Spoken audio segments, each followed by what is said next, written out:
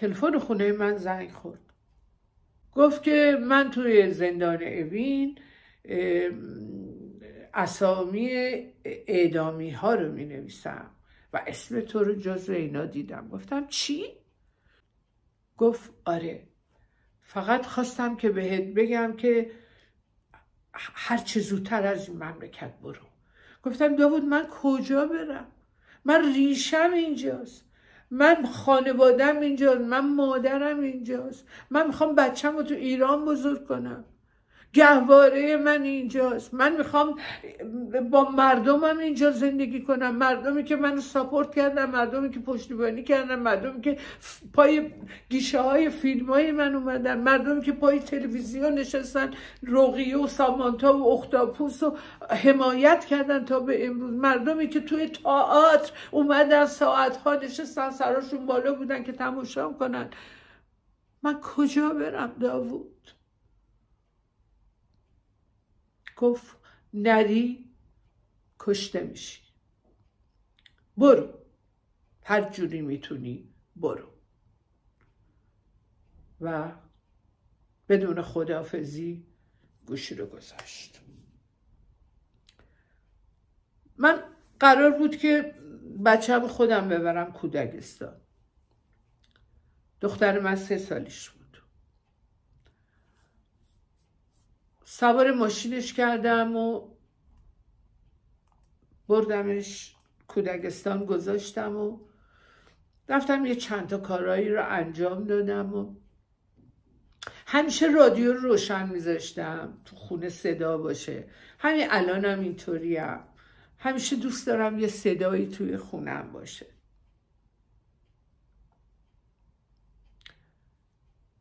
برگشتم خونه،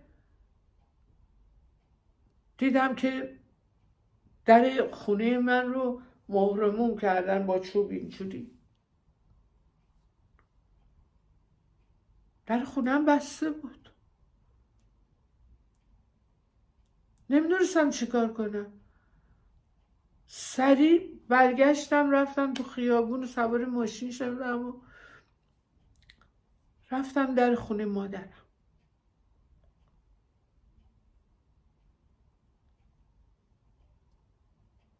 خیلی نگران بودم، خیلی، یعنی ترسیده بودم. خونه من چرا مهرموم شده؟ چرا درش بسته است؟ این چوبا رو کی میخ کرده تو خونه من؟ به بامداد زنگ زدم، گفتم بامداد به دادم برس، در خونه منو مهرموم کردن. گفت ای داده بیداد، کجایی؟ گفتم خونه مامانم. گفت آدرس بده. اومدم آدرس خونه مامانم رو دادم و اومد. خدا خیرش بده.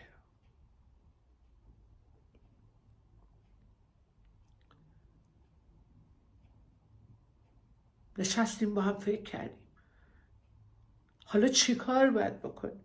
داوود اسماعیلی خدا بیامرز به من گفته بود برو، به من گفت، امروز صبح به من گفت که برو. من یه جورایی باور نکردم، ولی یواش یواش داشت نفسم بم می اومد، داشت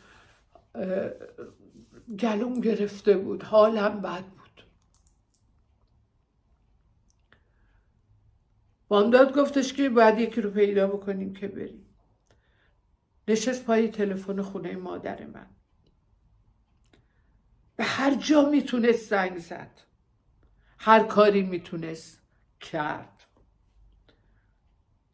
تا اینکه از دوستان و رفقا و کسایی که سرهنگ سرتیپ اینور اونور، هر کسی، من، اون، مامانم، دست به دامن همه شده بودیم که من یه جوری بشه که از ایران برم تا قبل از مرگم. بالاخره یکی از کسایی که سرهنگ ارتش بود به ما در رضاییه یک شخصی رو معرفی کرد، گفت من به این اعتماد دارم و اون میتونه شما رو از مرز خارج کنه. شماره تلفن و اینا شد داد و بامداد زنگ زد و قرار گذاشتن که همون روز با هواپیما بیاد تهران. منم دنبال خوشبختانه پاسپورتم پیش مامانم بود، دفترچه های حسابم پیش مادرم بود و زنگ زدم به بانک ها و خواهش کردم که پولای منو هر چی که دارم از توش در بیارن و من برم بگیرم. گفتن که همه پولاتو نمیتونیم در بیاریم برای اینکه الان صندوق بانک بودجه پرداخت پول شما رو نداره. 3 تا بانک من حساب داشتم و متاسفانه نمیتونیم همه پولتو بدیم. فقط هر بانکی گفت فقط ما 1 میلیون تومان میتونیم بدیم. خب اون موقع 1 میلیون تومان خیلی پول بود، الان بیارزشه. گفتم باشه هر چی که میتونین بدین برای من آماده کنین تا کی بیام. گفتن تا قبل از بسته شدن بانک تشریف بیاریم. من اون موقع ها یادش بخیر هر وقت که پول زیادی تو دستم داشتم سکه پهلوی میخریدم یا تمر پهلوی.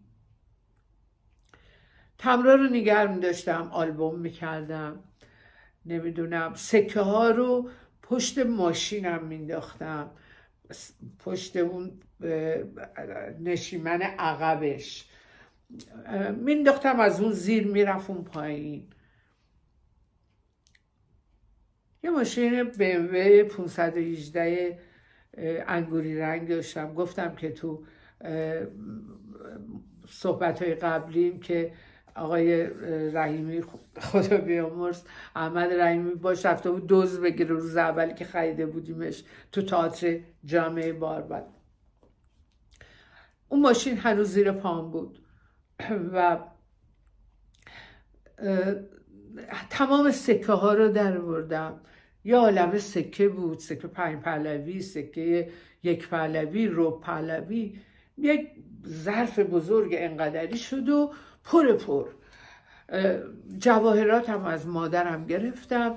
ست بلریان داشتم، گردنبند و انگشتر و دستبند و ساعت سیتیزن و نمیم گوشواره ها رو نمیدونم زمرد و یاقوت کبوت و خلاصه تمام جواهرات، ست جواهرات هم گرفتم و بانکم رفتم پولامو گرفتم اومدم خونه و یک دونه پالتوی پشم شیشه گوندم تنم کردم و این پولا رو جواهرات و اینا رو همه رو به خودم اینجوری بستم و اون پالتو رو هم پوشیدم روش.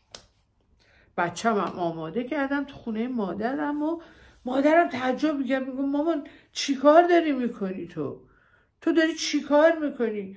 جرأت نداشتم بهش بگم، جرأت نداشتم بگم اگه نرم میکشنم، اگه نرم میمیرم، بچم بی مادر میشه. نمیتونستم بگم. مادرم همونجا سکره میکرد، من دیگه نمیتونستم راهمو بکشم برم که، نمیتونستم پشت به مادرم بکنم که.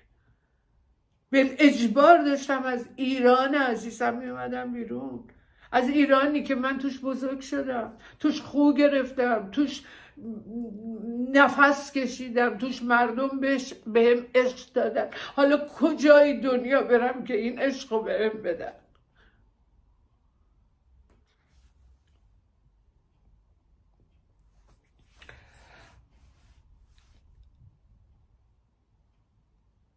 اون آقای پیشمرگ بهش میگفتن قاچاقچی، از ارومیه اومد، اسمش حسین بود، چاق و توپلی و اینا بود و بعد اومد با در کوچه، سر کوچه بامداد رفت آوردش در خونه مامانم و اومد تو.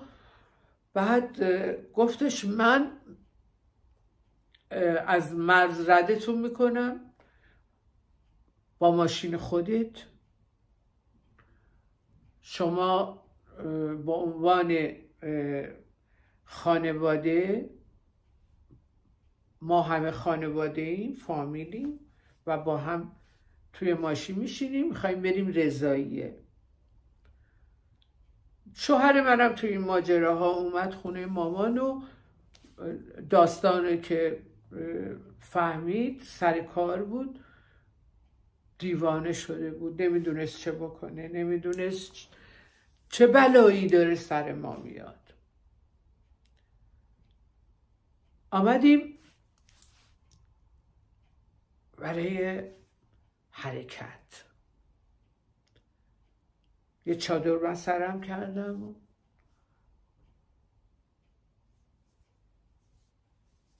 مادرم چشاش پر اشک شد. روحت شاد مادر، چه روز بدی بود اون روز، جدایی من و تو.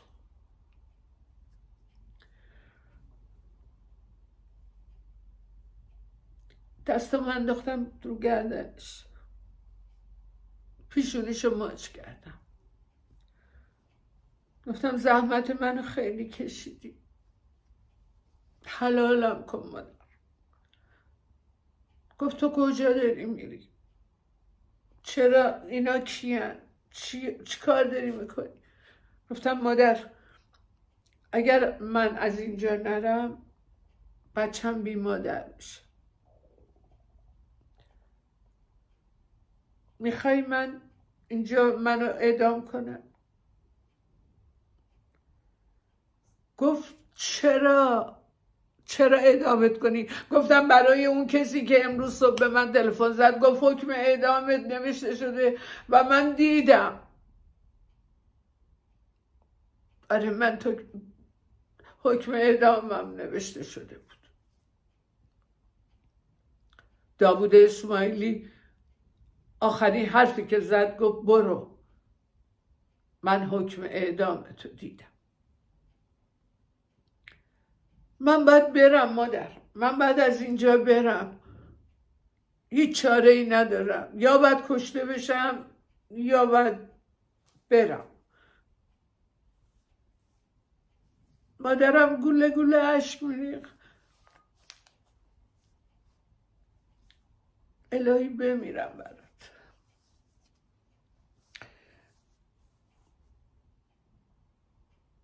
حالم بده، اجازه بدین ادامه میدم بعد. ممنونم، دوستتون دارم.